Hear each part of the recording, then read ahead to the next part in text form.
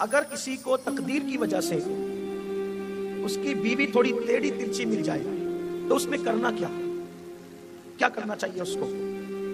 ایک بات تو پہلے آپ سمجھ لیں کہ محدث صاحب ہو کہ مفتی صاحب ہو کہ ولی صاحب ہو کہ حافظ صاحب ہو کہ امام صاحب ہو کہ لیڈر صاحب ہو ایم ایل اے صاحب ہو ایم پی صاحب ہو ڈاکٹر صاحب ہو وکیل صاحب ہو یا جج صاحب ہو، کسی کی بھی بیوی کبھی سیدھی نہیں ہوتی.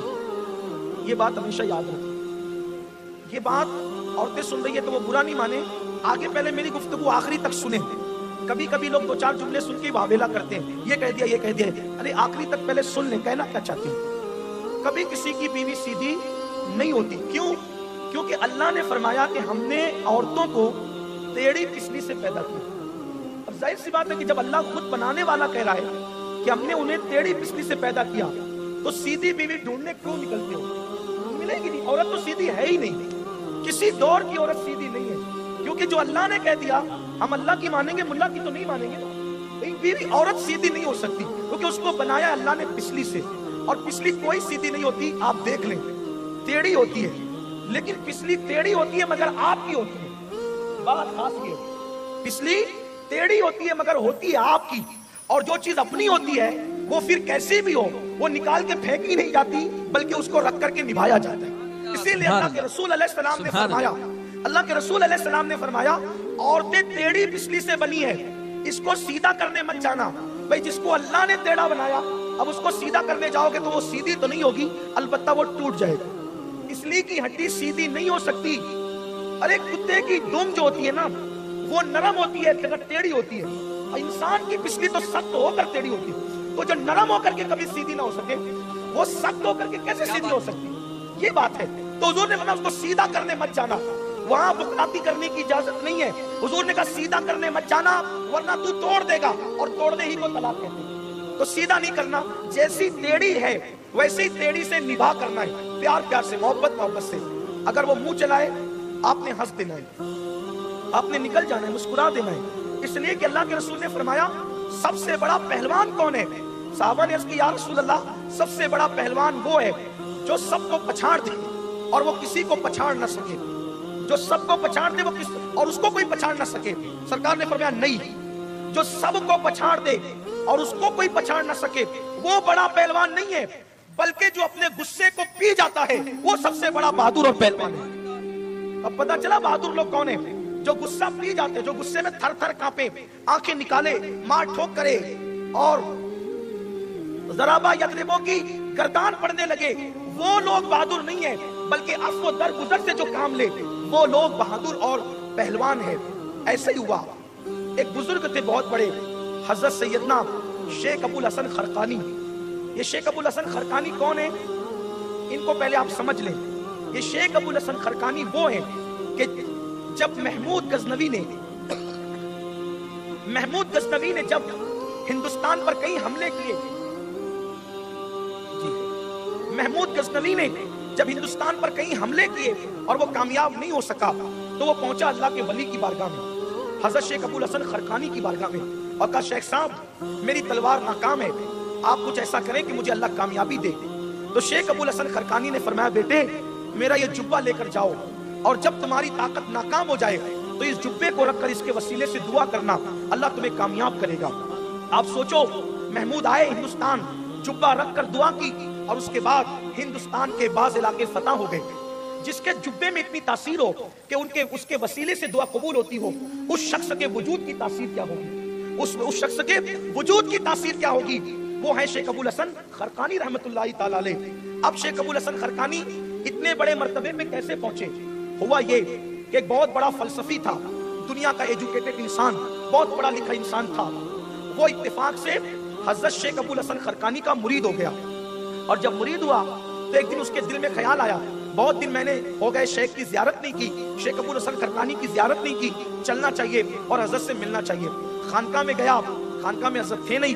لوگوں نے کہا گھر گئے، گھر پہ آئے، دروازے پہ دستک دی تو اندر سے آواز آئی، کون؟ تو کہا میں فلاں فلسفی ہوں، حضرت کا مرید ہوں، کیا شیخ ابو الحسن خرقانی ہیں؟ وہ اندر سے آواز آئی، ارے وہ مکار، وہ شیخ کب سے بن گیا، وہ حضرت کب سے بن گیا؟ ان کے پیروں کے نیچے سے زمین نکل گئی. یا اللہ، جس کی بیوی اس کو مکار کہے اور کہے کہ وہ شیخ کب سے ہو گئے, وہ حضرت کب سے ہو گئے, وہ تو مکہ آدمی ہیں. انہوں نے سوچا سب سے معتبر بات کس کی؟ بیوی کی. ابھی یہ بندہ پہلی دنیاوی پڑھا لکھا تھا, جلدی سے اللہ والوں کو مانتا نہیں تھا, ایک ہی کو مانا تھا. اب اس میں بھی گھر سے اس طرح کی بات آئی. دور ایک دوسرا مرید کھڑے رہ کر یہ منظر دیکھ رہا تھا. اس فلسفی کو بلایا کہ ادھر آؤ, ادھر آؤ. وہ آیا, کہا کہ تو ٹینشن مت لے, فکر مت کر, حضرت جنگل گئے ہوئے ہیں لکڑیاں کاٹنے کے لیے گھر کے لیے, ابھی آتے ہوں گے, مل لینا, پریشان مت ہو. لیکن اللہ والے بھی اللہ والے ہوتے ہیں. پیر روشن ضمیر ہوتا ہے, پیر روشن ضمیر ہوتا ہے. روزانہ شیخ ابو الحسن خرقانی اپنے گھر کی لکڑیوں کو, چولہے کی لکڑیوں کو سر پہ رکھ کے لاتے تھے. لیکن اس دن وہ فلسفی صاحب کو جو حضرت کی بیوی نے خطرناک ڈوز دے دیا تھا, تو اب کی مرتبہ حضرت آ رہے ہیں تو اس شان سے آ رہے ہیں کہ شیر پر بیٹھے ہوئے ہیں, آگے لکڑی کا گٹھا رکھا ہوا ہے اور سانپ کو ہاتھ میں چابک بنا رکھا ہے, شان سے چلے آ رہے ہیں. جب ان کو اس طرح آتے دیکھا تو وہ فلسفی سوچنے لگا, نہیں نہیں میرے حضرت تو بہت صحیح ہے, اگر غلط ہوتے تو شیر پر بیٹھتے کیوں اور سانپ کو چابک کیوں بناتے, ان کی بیوی غلط ہے. آیا, پیر چومے, ہاتھ چومے, سرکار ایک بات کہنا چاہتا ہوں. کہا بولو. حضرت آپ کے گھر گیا تھا, آپ کی بیوی تو آپ کو مکار کہتی ہے اور کہتی وہ حضرت کب سے ہو گئے, وہ شیخ کب سے ہو گئے, وہ بزرگ کیسے ہو گئے, وہ تو مکار ہے مکار. حضرت اگر آپ نے یہ منظر نہ دکھایا ہوتا تو میں کبھی کسی ولی کا معتقد نہ رہ جاتا. حضرت آپ پہلا ایک کام کریں, اس بدبخت عورت کو اپنے گھر سے نکال دیں, اس کو طلاق دے دیں, ورنہ لوگ آپ سے بدسن ہو جائیں گے. شیخ ابو الحسن خرقانی نے مسکرا کے کہا, خاموش رہو, وہ میری بیوی ہے, وہ میری شریک حیات ہے, اور سنو یہ جو تم منظر دیکھ رہے ہو کہ میں شیر پہ بیٹھ کر اور سانپ کا چابک بناتا ہوں, یہ مرتبہ مجھے نماز روزوں کی وجہ سے نہیں ملا, میری بیوی کے ظلم پر میں نے صبر کیا, اللہ نے مجھے یہ مرتبہ سبحان اللہ, سبحان اللہ, یہ مقام عطا فرما سبحان دیا. اللہ, سبحان جو نفل عبادتوں سے مرتبہ نہیں ملا وہ بیوی کی تلخیوں پہ صبر کرنے سے ملا. یہ ہے. اور جو دوسری اور آخری بات اختتام کو پہنچتی ہے وہ یہ ہے کہ یاد رکھنا کہ جب بھی بیوی آپ کا دل دکھائے گی تو آپ کے مرتبے بڑھیں گے, اور اگر اللہ نہ کرے آپ سے بیوی کا دل دکھ جائے تو اس کے بھی مرتبے بڑھیں گے. ایک بزرگ تھے, ایک ولی تھے, ان کو لوگ حضرت رسول نما کہتے تھے. کیا کہتے تھے؟ حضرت رسول نما. یہ حضرت رسول نما کی کرامت یہ تھی کہ وہ جس کی بھی سفارش کر دیتے بارگاہ رسالت میں, اس بندے کو رسول اللہ کا دیدار ہو جاتا, حضور کی زیارت ہو جاتی. اب وہ سب کو زیارت کراتے تھے, جو آتا تھا سرکار رسول نما ہمیں زیارت کرائیں, وہ سفارش کرتے سرکار میں, خواب میں زیارت ہو جاتی, دعا کرتے زیارت ہو جاتی, نظر ڈالتے زیارت ہو جاتی. ایک دن ان کی بیوی نے کہا حضرت رسول نما سے, حضرت سب کو زیارت کراتے ہیں, مجھے بھی تو ایک دن زیارت کرائیں, حضور کی زیارت میں بھی کرنا چاہتی ہوں. انہوں نے کہا ٹھیک ہے, بہت اچھا, میں تمہیں زیارت کراتا ہوں, لیکن اس کے لیے ایسے سستی زیارت نہیں ہوگی, تمہیں اس کے لیے کچھ کرنا پڑے گا. کیا کرنا پڑے گا؟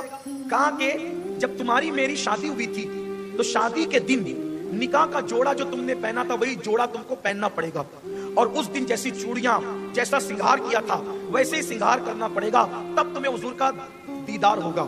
اس نے سوچا چلے بھائی, بال سفید ہو گئے, بڑھاپے سے چہرے پہ جھریاں پڑ گئی, لیکن دیدار حضور کا جو کرنا ہے, عام طور پہ اس دور میں بھی اور ابھی بھی شادی کے جوڑے لوگ سنبھال کر رکھتے.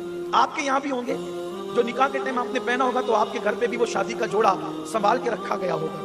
یہ بڑی یادگار دن ہوتا ہے نا شادی کا دن, تو لوگ سنبھال کے رکھتے ہیں. آپ کے یہاں بھی ہوگا, اہل منبر نے بھی سنبھال کے رکھا ہوگا کہ بڑی بڑی محبتوں کا دن ہوتا ہے نا آج کا دن, تو اس نے سنبھال کے رکھا تھا. بڑھاپے میں شادی کا جوڑا حضور کے دیدار کی لالچ میں پہنا, چوڑیاں پہنی, دلہن کی طرح سنگار کیا. انہوں نے دیکھا حضرت رسول نما نے پوری سج دھج کے دلہن کی طرح بیٹھ گئی.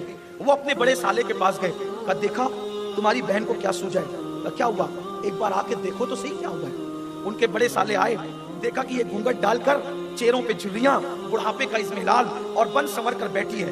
اب بڑے بھائی تھے, تیش میں آ گئے, تیور عروج پر آ گئے, خوب ڈانٹا, بدبخت بڑھاپے میں سدھرتی نہیں, اور تو نے یہ کیا رنگ نکال رکھا ہے کہ تو بڑھاپے میں دلہن بن کر بیٹھی. خوب ڈانٹا, خوب ڈانٹا, خوب ڈانٹا. اب جب ڈانٹ پڑی تو دل ٹوٹا تو آنکھوں سے آنسو نکلے, اور روتے روتے آنکھ لگی تو حضور کا دیدار ہو گیا, سرکار کا دیدار ہو گیا.